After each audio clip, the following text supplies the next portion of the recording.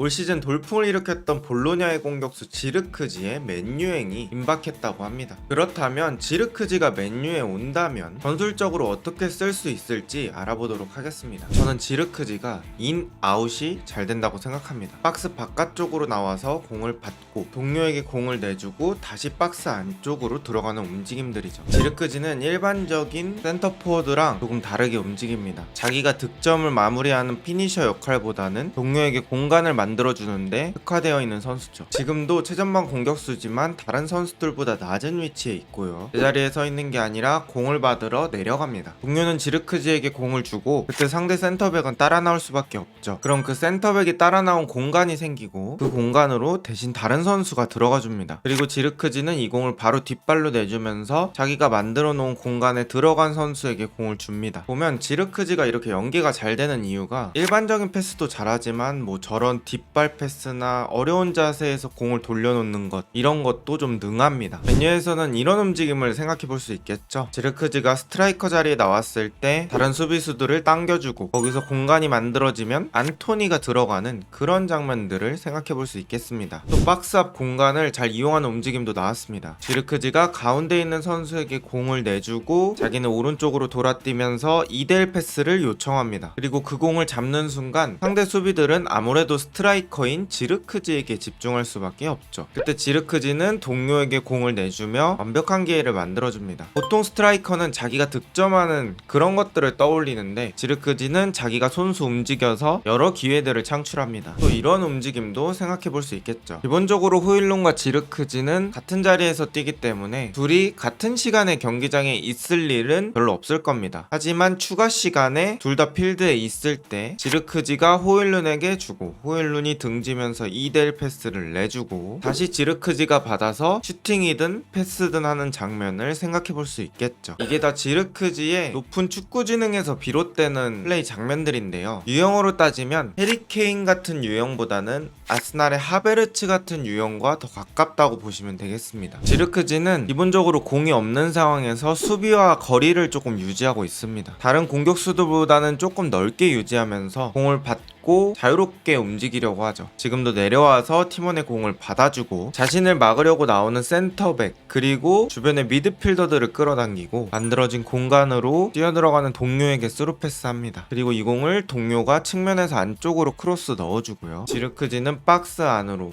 배구에서 백어택하는 것처럼 뛰어들어오면서 득점을 성공합니다. 제가 아까 말한 인앤아웃이 잘 된 케이스죠. 예를 들면 이런 장면을 생각해 볼 수 있겠죠. 지르크지가 가운데서 상대 센터백들 끌어당기고 측면에 있는 가르나초에게 패스. 그때 가르나초가 공을 잡고 있을 때 루크쇼가 돌아뛰어주고 지르크지는 다시 박스 안으로 들어갑니다. 루크쇼는 가르나초의 공을 받아서 안쪽으로 크로스 그리고 지르크지가 마무리하는 그림도 생각해 볼 수 있습니다. 지르크지의 이런 폭넓은 움직임들이 상대 센터백들이 쉽게 자리를 잡지 못하게 만듭니다. 애매한 위치를 잡으면서 센터백들에게 혼란을 일으키고 이것이 상대 수비 전체 대형이 깨지는 효과를 만들어내죠. 볼로냐에선 감독이 특히 이 지르크지의 적극적인 움직임을 많이 활용을 했는데 지금도 지르크지 대신에 다른 선수가 먼저 앞으로 들어가고 지르크지는 넓은 공간에 자리 잡고 있습니다. 이런 동선 정리 같은 것도 테나흐가 해줄 수 있어야 합니다. 그리고 이 공을 받아주고 자신에게 선수를 끌어당긴 뒤에 동료에게 패스합니다. 이런 것처럼 지르크지는 다른 선수에게 찬스를 만들어주는 능력이 좋기 때문에 레시포드, 가르나초, 안토니 아마드 이런 선수들이 기회가 왔을 때 마무리에서 정확도를 더 올려줘야 합니다. 지르크지 유형 자체가 자신이 득점을 하는 것보다는 이렇게 찬스를 많이 만들어주는 역할인데다가 윙어까지 정확도가 없다면 맨유의 득점력이 많이 떨어지겠죠. 결국 이런 지르크지의 움직임이 결과를 내려면 윙어들의 파괴력이 더 올라가야 합니다. 혹은 맥토민이나 브루노 페르난데스 같은 선수들이 그 공간으로 박스 침투하면서 마무리해줘야겠죠. 지르크지는 흔히 말하는 미끼 움직임 도 탁월합니다. 칼라피오리가 이렇게 공을 높은 지역까지 가지고 올라왔을 때 제자리에 서 있는 게 아니라 안쪽으로 띄워주면서 센터백을 끌어당깁니다. 그러면서 칼라피오리가 전개할 수 있는 패스기를 열어주죠. 이번 시즌 지르크지가 볼로냐에서 총 37경기를 뛰면서 12골을 득점했습니다. 최전방 공격수 치고는 득점력이 엄청 뛰어난 건 아닌데 저는 그 이유가 지르크지의 플레이 스타일에 있다고 생각합니다. 방금까지 설명드린 것처럼 자기가 공간을 만들 만들어주고, 마무리하기보단 마무리 전 단계에서 찬스를 만들어주는 역할을 주로 담당했기 때문이죠. 그럼 테나흐가 지르크지를 어떻게 쓸지가 더더욱 중요해졌습니다. 지르크지 같은 유형의 선수는 정말 쓰기 나름이거든요. 근데 테나흐는 아약스에서 비슷한 경험이 있습니다. 바로 두산 타디치라는 선수를 가짜 9번으로 사용할 때 꽤나 좋은 성과를 냈습니다. 그래서 그런 방식을 잘 떠올려서 이번 맨유에도 적용해 본다면 지르크지의 활용도는 올라갈 수 있겠죠. 그렇다고 해서 지르크지가 직접 공격을 안 하는 건 아닙니다. 이렇게 낮은 위치에서 공을 받고 앞쪽으로 전진합니다. 그리고 옆쪽에 있는 동료에게 공을 내주고 다시 박스 안쪽으로 들어가면서 동료의 공을 받아주고 슈팅까지 해봅니다. 비단 높은 위치뿐만 아니라 이렇게 낮은 위치에서도 충분히 역습의 연결고리가 될 수도 있습니다. 동료에게 패스를 받아서 측면 쪽에 뛰는 선수에게 바로 공을 내주고요. 지금도 센터 서클 부근에서 공을 받아주고 두 명 사이를 이겨내며 앞으로 전진합니다. 박스 앞쪽 공격뿐만 아니라 중앙 빌드업에서도 어느 정도 기여를 해줄 수 있는 선수입니다. 저는 지르크지를 크게 두 가지로 사용할 수 있다고 생각하는데요. 첫 번째는 지르크지와 브루노가 경기 내내 계속 자리를 바꿔가면서 플레이하는 거죠. 두 번째는 호일룬과 투톱으로 사용하는 겁니다. 뭐 그런 일은 많지 않지만 만약에 브루노가 결장하거나 그랬을 때 호일룬이 최전방 스트라이커, 지르크지는 처진 스트라이커로 활동하며 호일룬에게 득점 기회를 만들어주는 역할도 해줄 수 있겠죠. 자, 이렇게 지르크지가 맨유에서 활용되었을 때를 상상해봤습니다. 제가 생각했을 때는 브루노와의 동선 정리가 되게 중요할 것 같고, 지르크지가 만약에 공간을 만들어줬을 때 측면 윙어들이나 미드필더들이 어떻게 그 공간을 써먹을지에 대한 고민을 열심히 해봐야 될 것 같습니다. 과연 지르크지는 맨유에서 잘 적응해서 맨유가 오랫동안 겪었던 스트라이커 문제를 해결할 수 있을까요? 오늘 영상은 여기까지입니다.